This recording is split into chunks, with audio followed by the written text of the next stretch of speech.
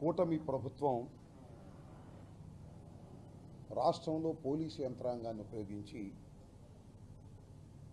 రాజకీయ కక్షలు తీర్చుకోవడానికి ప్రయత్నం చేయటం చాలా అభ్యంతరకరం. ప్రజాస్వామ్యానికి గొడ్డలి పెట్టు లాంటిది. ఎందుకంటే పోలీస్ డిపార్ట్మెంట్ రాష్ట్రంలో శాంతి భద్రతలు కాపాడాలి, క్రిమినల్ యాక్టివిటీస్ని తగ్గించేందుకు తీవ్రంగా ప్రయత్నం చేయవలసినటువంటి డిపార్ట్మెంట్ రాజకీయంగా ప్రత్యర్థుల మీద కక్ష తీర్చుకోవడానికి కూటమి ప్రభుత్వం ఉపయోగించుకుంటూ ఉంది. మీరు లేటెస్ట్గా చూసినట్లయితే సరే రాజకీయంగా స్కాములని లేదా మరొకటని వైఎస్ఆర్ కాంగ్రెస్ పార్టీకి చెందినటువంటి నాయకుల మీద కేసులు పెడుతున్నారు, లోపల పెడుతున్నారు, బెయిల్ మీద బయటకు వస్తున్నారు. ఇది ఒక పర్వంగా సాగుతూ ఉంది. మళ్ళీ రెండొక కోణంలో చూస్తే సోషల్ మీడియా యాక్టివిస్టులు, సోషల్ మీడియాలో యాక్టివ్గా ఉండి ఇన్ఫ్లుయెన్సర్గా పనిచేస్తున్నటువంటి వ్యక్తులు ఈ కూటమి ప్రభుత్వాన్ని కన్స్ట్రక్టివ్గా విమర్శ చేస్తున్నటువంటి వ్యక్తుల్ని అరెస్ట్ చేసేయాలనేటువంటి పథకం ప్రకారం అరెస్ట్ చేస్తూ ఉన్నారు. రీసెంట్గా తెలంగాణలో కేవీఆర్ అనే ఒక యూట్యూబర్, ఒక ఇన్ఫ్లుయెన్సర్, ఉస్మానియా యూనివర్సిటీలో గోల్డ్ మెడల్ సాధించినటువంటి వ్యక్తి, జర్నలిస్ట్. అతను రెడ్ బుక్ని ఎర్రి బుక్కు అన్నాడని దాన్ని వక్రీకరించి ఎర్రి బుక్ అని లేదు, ఆ ఎర్రి బుక్ బదులు ఒక బూతు పదం పెట్టి కేసు పెట్టారు. పెద్ద పోలీసు బలగాలతో వెళ్ళి ప్రొసీజర్ ఫాలో అవ్వకుండా ఆయన అరెస్ట్ చేసి తీసుకొచ్చారు.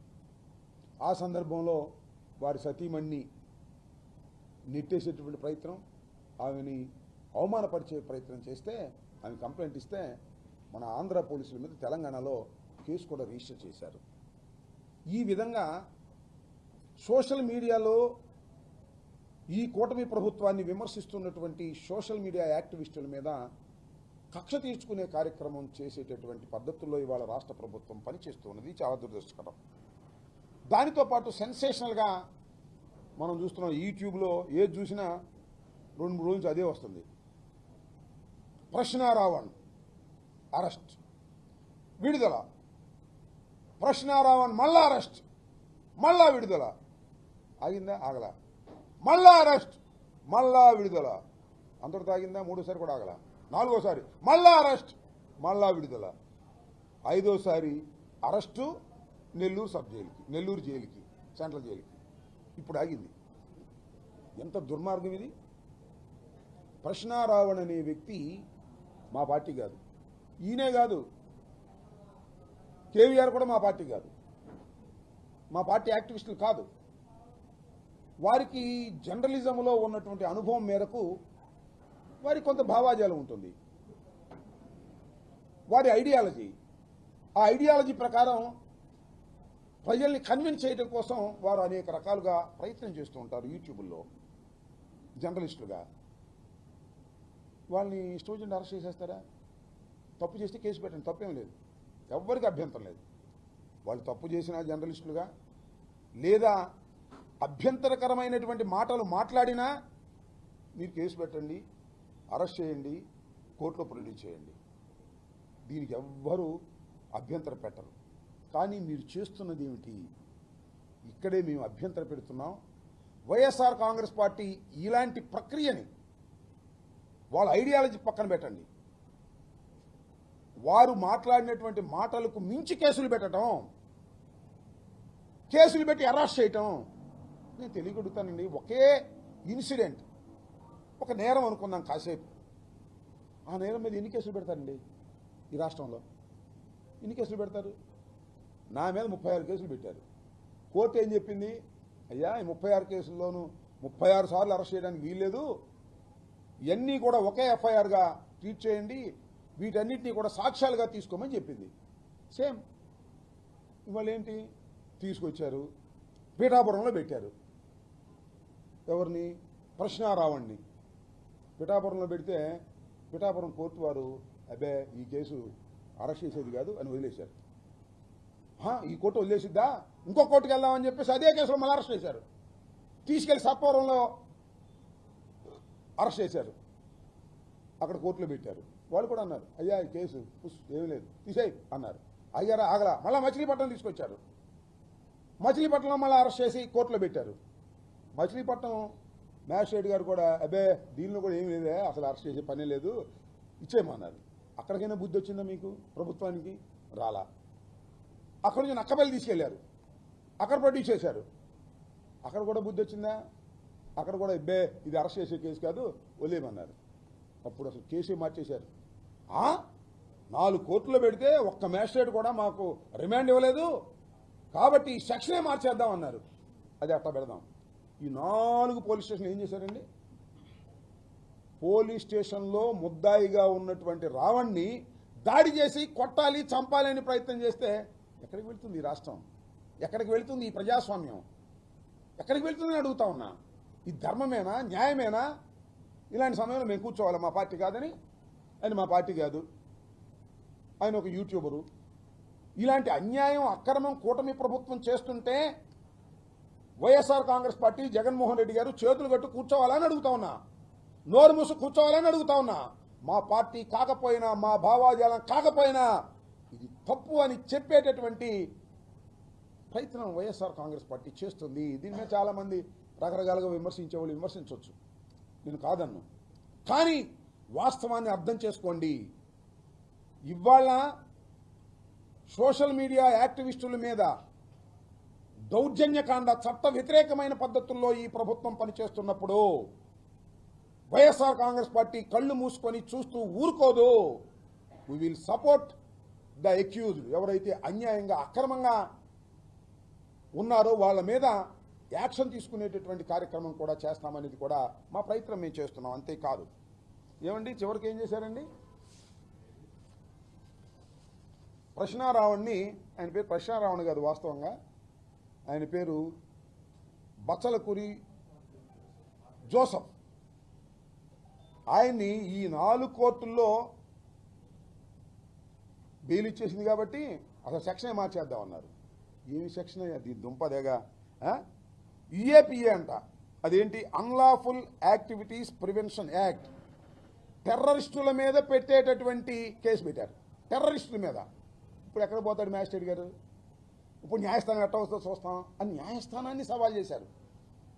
న్యాయస్థానాన్ని, ఎందుకంటే ఈ యాక్ట్ పెడితే, ఈ సెక్షన్ పెడితే లోయర్ కోర్టు బెయిల్ ఇవ్వడానికి వీల్లేదు.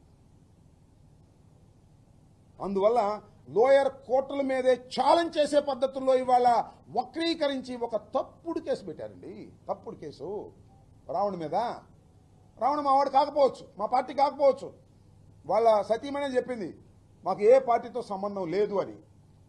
ఇలాంటి తప్పుడు కేసు పెట్టి ఉగ్రవాదుల మీద పెట్టేటటువంటి కేసుని ఒక యూట్యూబర్ మీద మిమ్మల్ని ప్రశ్నిస్తున్నాడనే ఉద్దేశంతో మీరు పెడితే మేము చూస్తూ ఊరుకోవాలా? వైఎస్ఆర్ కాంగ్రెస్ పార్టీ ఈ తప్పును తప్పు అనకూడదా? తప్పును తప్పు అంటాం. అతనుకు అన్యాయంగా కేసులు పెడుతున్నారు కాబట్టి మా వైపు నుంచి కోరితే లీగల్ యాక్షన్, లీగల్ సపోర్ట్ కూడా చేస్తామని జగన్మోహన్ రెడ్డి గారు చెప్పడం జరిగిందని మనం చూస్తున్నాం. కాబట్టి ఇవాళ ఒకసారి చూసినట్లయితే మీరు, కేవీఆర్ మా పార్టీ కాదు, రావణ్ మా పార్టీ కాదు, చచ్చిపోయి బూడిదైపోయినటువంటి సాయికృష్ణ మా పార్టీ కాదండి. ఆయన జనసేన. అంతేకాదు పేరుపోగు క్రాంతి కుమార్ మా పార్టీ కాదండి, ఆత్మహత్య చేసుకున్నాడు. పోలీస్ హెరాస్మెంట్కి భరించలేక ఆత్మహత్య చేసుకున్నాడు. అతను మా పార్టీ కాదు, తెలుగుదేశం. తెలుగుదేశం రావాలి రావాలి రావాలి అని, చంద్రబాబు ముఖ్యమంత్రి కావాలి కావాలి అని దేశమంతా తిరిగాడు నాన్న. మా పార్టీ కాదు. ఇటు వదిలేస్తామా?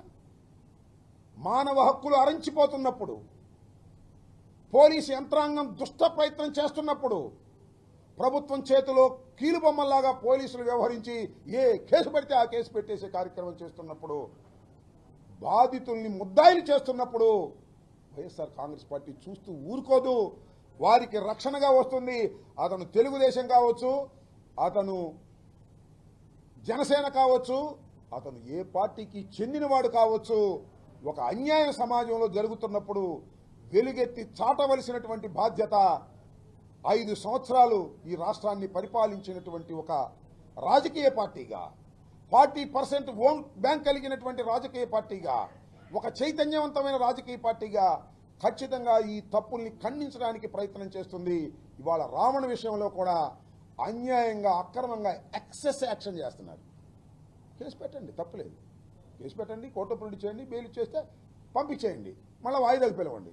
అట్ట కాదంట, కేసు మీద కేసు, కేసు మీద కేసు, కేసు మీద కేసు, కేసు మీద కేసు. చివరికి ఇప్పుడు ఎక్కడ చల్లబడ్డారంటే రావణ్ణి నెల్లూరు సెంట్రల్ జైలుకి పంపించిన తర్వాత అమ్మాయ ఇక చంద్రబాబు నాయుడు గారు, లోకేష్ గారు అప్పుడు నిద్రపెట్టినట్టుంది.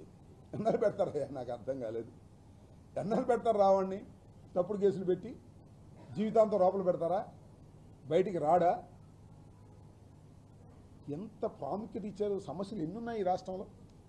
ఈ సమస్యలన్నీ వదిలేసి రావణు, కేవీఆర్ ఇలాంటి సోషల్ మీడియా యాక్టివిస్టుల్ని కట్టడి చేసే కార్యక్రమం నేను తెలియక అడుగుతానండి. చంద్రబాబు నాయుడు గారు, లోకేష్ గారు, పవన్ కళ్యాణ్ గారు, ఆయన ఎవరండి? కిరా కార్పిన. ఇప్పుడు చూసారా మీరు ఎన్ని బూతులు మాట్లాడతాడో? సీమరాజు ఎన్ని బూతులు మాట చూశారుగా. వాళ్ళనేమో మీరు పెట్టుబడి పెట్టి మాట్లాడిస్తారు, వాళ్ళ మీద యాక్షన్ తీసుకోరు. నేను కంప్లైంట్ ఇచ్చా కిరా కార్పి మీదను, సీమరాజు మీద. మీకు గుర్తుందో లేదో? పోలీస్ స్టేషన్లో మీరు చేయమన్నారు, రిజిస్టర్ చేయమన్నారు. తర్వాత కోర్టుకు వెళ్ళా, కోర్టు వారి ముట్టికాయలు వేసిన తర్వాత రిజిస్టర్ చేశారు. యాక్షన్ తీసుకోరు. అదే కేవీ రెడ్డో, ప్రశ్నారావణ అయితే 500 మంది పోలీసులు వెళ్ళిపోతారు మీ దుంపదగా. అంటే మమ్మల్ని తిట్టేటటువంటి యూట్యూబులు, మమ్మల్ని దూషించేటటువంటి యూట్యూబర్లని మీరు పెంచి పోషించి మిమ్మల్ని విమర్శిస్తే మాత్రం వాళ్ళకి ఇదిగో యుఏపిఏ యాక్ట్, అంత భయంకరమైన యాక్టులు పెట్టి మీరు వేధించాలి అని, అణచాలని మీరు ప్రయత్నం చేస్తున్నారంటే మీరు గుర్తుపెట్టుకోండి చంద్రబాబు నాయుడు గారు, మీ గొయ్య మీరు తవ్వుకుంటున్నారయ్యా. మీ గొయ్య మీరు తవ్వుకుంటున్నారు. ప్రశ్నారావణ నిండదా కొంతమందికే తెలుసు, మన దేశం అంతా తెలుసు, రాష్ట్రం అంతా తెలుసు. ఏ టీవీ చూసినా ప్రశ్నారావణకి వ్యతిరేకమో అనుకోవడం. మోస్ట్ పాపులర్ క్యాండిడేట్ చేశారు మీరు. కేవీ రెడ్డి కూడా అంతే. ఏదో ఒక యూట్యూబ్ ఛానల్ చేసుకుంటున్నాడు. రెడ్ బుక్ని ఎర్రి బుక్ అన్నాడంట. ఆ బుక్ దగ్గర ఏదో పదం పెట్టారు, పూ అనే పదం పెట్టి అన్నాడని చెప్పి రాసి పారేశారు. ఎఫ్ఐఆర్ రిజిస్టర్ చేశారు, తీసుకొచ్చారు, లోపల పెట్టారు. మీ గొయ్య మీరు తవ్వుకుంటున్నారు. ఎంత చెట్టుకు అంత గాలిలాగా, ఎంత క్రైమ్కి అంతే కేసు ఉండాలి. ఇది ఎక్కడ కేసులే బాబు, నాకు తెలియగలుగుతాను. ఇంతంత కేసులు పెడితే సమాజం మిమ్మల్ని అంగీకరిస్తుందా చెప్పమని ఈ సందర్భంగా నేను మనవి చేస్తున్నాను. అన్నిటికన్నా మించి ఏంటంటే, పోలీస్ స్టేషన్ ఉంటే పార్టీలో వెళ్ళిపోతారండి, మాకు అప్పచెప్పమంటున్నారు. పోలీస్ స్టేషన్లో రావణ ఉంటే మాకు అప్పచెప్పన్నాడు, సంగతి తెలుస్తూ ఉంటున్నారు. ఇంకా ఏం పోలీసులు అప్పచెప్పలా, పోలీసులు కూడా నెట్టేశారు. అది వేరే అంశం. ఈ 4 పోలీస్ స్టేషన్ల మీద పోలీసుల సహకారంతో చంద్రబాబు నాయుడు గారు, పవన్ కళ్యాణ్ గారు ప్రోద్బలంతో దాడులు చేస్తారు, లాక్కొచ్చి కొడతామంటారు. పోలీసులు చూస్తూ ఊరుకుంటారు, కేసులు పెట్టరు. ఇది ఒక దుర్మార్గమైనటువంటి పద్ధతుల్లో జరుగుతూ ఉంది. సాయికృష్ణ లాకప్ డెత్లో కూడా దీన్ని డైవర్ట్ చేయడం కోసం రకరకాల టాక్టిక్స్లు ఉపయోగిస్తుంది ఈ ప్రభుత్వం. నేను ఒకటే చెప్తున్నాను, పోలీసు వారు ఎక్సెస్గా ప్రవర్తిస్తున్నారు, తప్పుడు కేసులు పెడుతున్నారు, అన్యాయంగా వ్యవహరిస్తున్నారు. ఇది చట్టం ముందు ప్రశ్నార్థకమవుతుంది రాబోయే కాలంలో. గుర్తుపెట్టుకోమని కూడా ఈ సందర్భంగా నేను చెప్పదలుచుకున్నాను.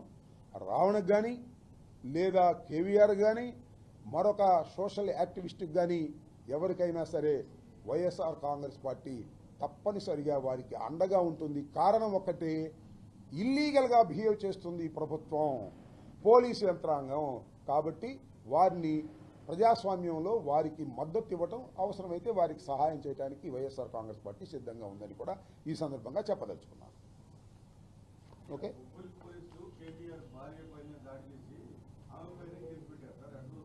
వాళ్ళ మీద కూడా కేసు పెట్టారు కదా. ఇప్పుడు కేవీఆర్ భార్య మీద దాడి చేస్తారు, కేవీఆర్ భార్య మీదే కేసు పెడతారు. నా మీద దాడి చేస్తారు, నా మీదే కేసు పెడతారు. మీరు జగన్మోహన్ రెడ్డి గారు మనం చెప్పాడు, బాధితులే నిందితులు. ఎవరైతే పోలీసులకి బాధితులుగా ఉంటారో వాళ్ళే నిందితులు చేసేస్తారు. మీకు ఇంకోటి కూడా చెప్తున్నా, జనవరి 31వ తారీఖున మా ఇంటి మీద దాడి చేశారు. విజువల్స్ అన్నీ చూశారుగా. ఒక్కని అరెస్ట్ చేయలే, నన్ను మాత్రం అరెస్ట్ చేసి 18 రోజులు పెట్టారు. వాళ్ళందరినీ అరెస్టు చేయాలని, వారి మీద యాక్షన్ తీసుకోవాలని ఈ నెల 29వ తారీఖున మా ఇంటి దగ్గర నుంచి బయలుదేరి డీజీపీ ఆఫీస్కి వెళ్ళి వినతి పత్రం ఇవ్వబోతున్నా. అదొక కార్యక్రమం.